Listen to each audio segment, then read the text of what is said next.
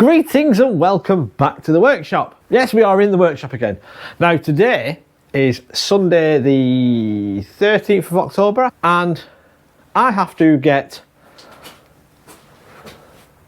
this lot moved because I need to open that door because I've got a delivery coming tomorrow. It means I'm going to have to move all this, which you've not seen me do, but I have got rid of the welding trolley that is now cut up and down there on the floor, and the welders are currently under the bench. So I need to move this bench out the way, and I need to move the large pallet of plastic there into the back corner, and then put my bench in front of it, and that should then clear this whole area for the item to come through that door. So that's what I'm going to get on with.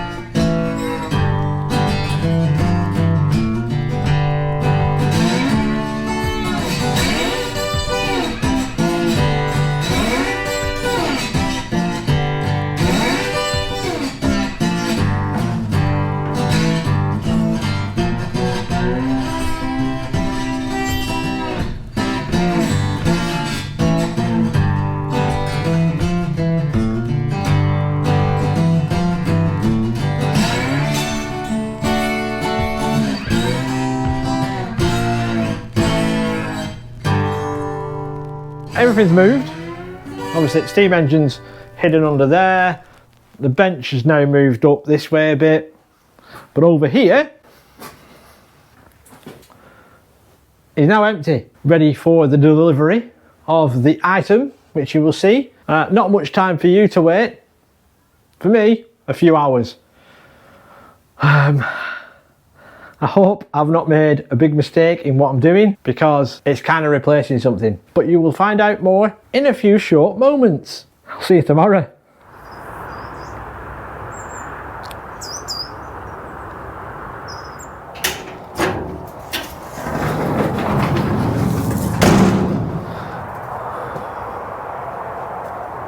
So it's Monday and I'm just waiting for it to arrive. It's really cold this morning.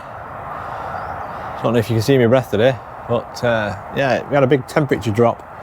So, soon be it.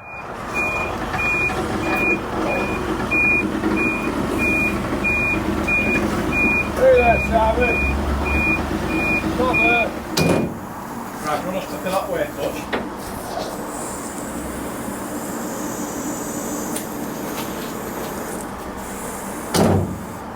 Right. Lock the boom with it. Right, drop it down there. Drop it down? Yeah, drop it down there.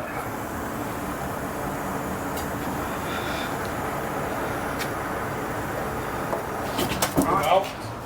Yeah. Good enough. Doorstep delivery.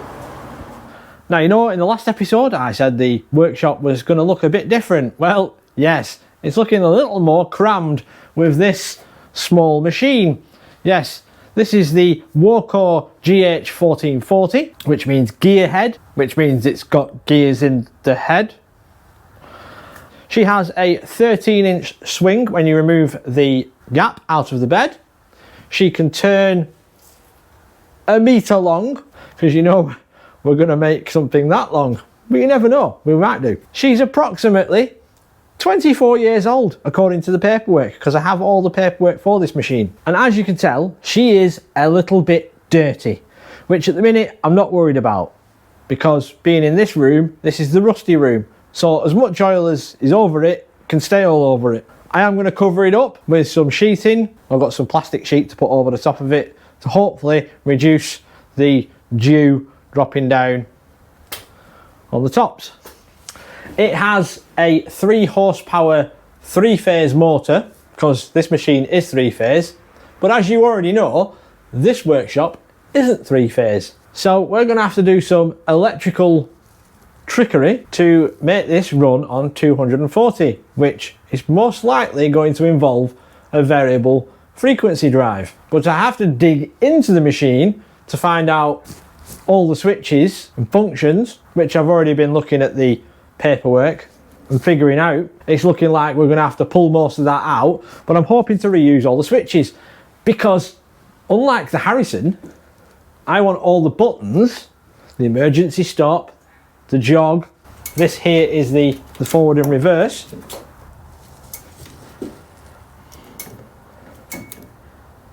I'm hoping we can reuse all that. Well, what's happening with the Harrison? I've come to the decision that my time with the Harrison is coming to an end. So the Harrison will be going up for sale, if it's not already up for sale by the time you see this video. Some of you out there may think that's a crazy decision, but this is a lot younger machine. It's been sat in a home workshop. It's not been in industry, so it's not been really abused. Yes, it looks grubby, but it's not been abused, and that's the important thing. Well, that's the visual representation underneath the grime. This shows. It shows that it's not really been abused, it's just not been cleaned. And anything that came out of this chap's workshop was very similar. Once it's all cleaned, everything comes up really nice. And the fact that it's 24 years old, it can't be that worn. It's got a 2-speed motor giving us 2 sets of ranges of speeds that go from 45 RPM to 1800 RPM, which is fantastic, which is a lot more than the Harrison. The Harrison only has top RPM of 1000. So this is nearly double. She's got all the combinations we could need to do thread cutting and power feeds and whatnot. It is a lot different to the Harrison in terms of wear. These rotate and move straight away on both, unlike the Harrison, which you're turning them quite a bit. I'm not trying to make the Harrison sound bad, but this is a better machine. And I know a lot of you are going to be like, no, it's not. But for what we're doing and where I want to go, this is the one. I've taken the gamble, I've taken the plunge, and this is the one we've got. It has exactly the same size tool post as the one I've just put on the Harrison. So the tool holders and that can go on this. And obviously I've got a range of tool holders with this machine. This is a piston type, and the one I've just put on the Harrison is a wedge type. So I need to decide whether I want to keep this one or the other one.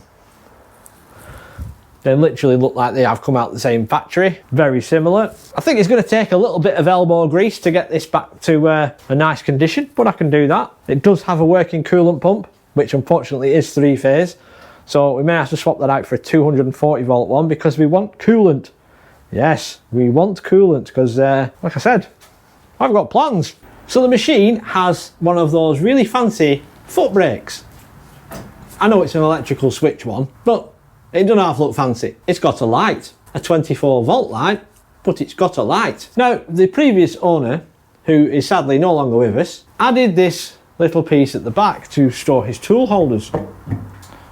I like the idea, but I think we can make it look a bit better. So that's something that we may see in the not too distant future, because I also think making this splashback have an added piece on to make it a bit taller could come in quite handy, especially with a shelf on the top. So we've got to get rid of that, and we've got to get rid of some other little bits and pieces that are stuck on the back or been bolted on the back, because where this was in his workshop, you could get all the way around it. So he was using both sides of the machine. I think the worst bit is the fact it's going to take a lot of cleaning. I'm not even worried about the wiring. I think the wiring is going to be easy. No, I've just jinxed myself.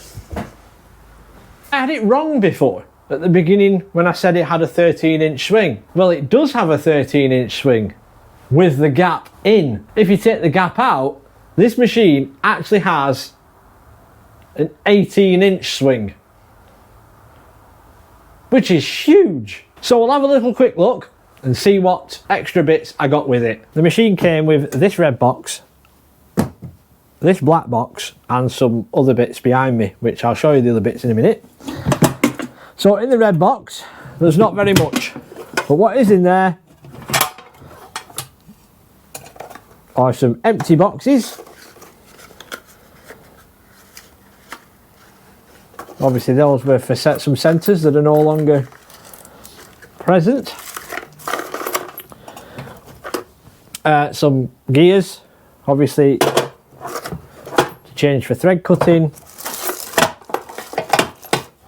Tin of touch-up paint, well, that might come in handy if it still feels like it's runny. And some jaws. There are 3, so it's clearly for a 3 jaw. So that's that box. And in this box, oh yes,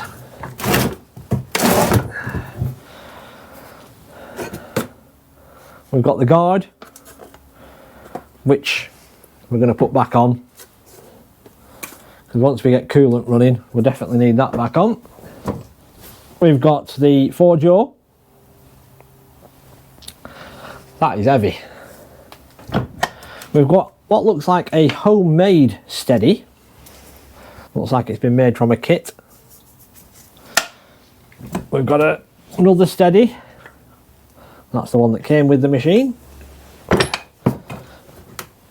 Then we've got the 2 spot steady. Original tool post. We won't be using that.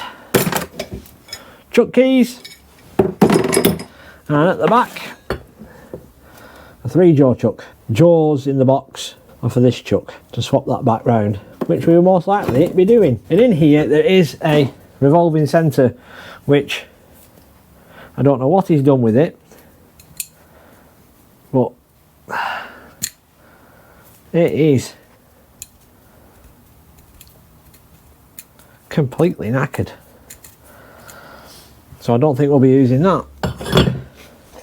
The machine came with a couple of face plates, like this one. This is a grand total of 18 inches. It came with another face plate, and this one is 12 inches, or 300mm. That's more 300mm, that one. And then it came with another face plate. And this one is well, that is 10 inch, that's a 10 inch, that's a 10 inch, that's a 300mm, and the bottom one's an 18 inch. I haven't got a clue where I'm putting those. So with the quick change tool post that's on the machine, we got the boring bar tool. This has got a custom collet inside. Unfortunately, I don't know where the original collet's gone. So we might do the same. We might make some collets for that. We'll see if we can get some. It came with this tool, which is a parting off, tool in a normal tool holder. And I think that blade is the same blade as I've got. Tips are the same, so I can use the tips I already have. And it came with the parting off blade tool holder.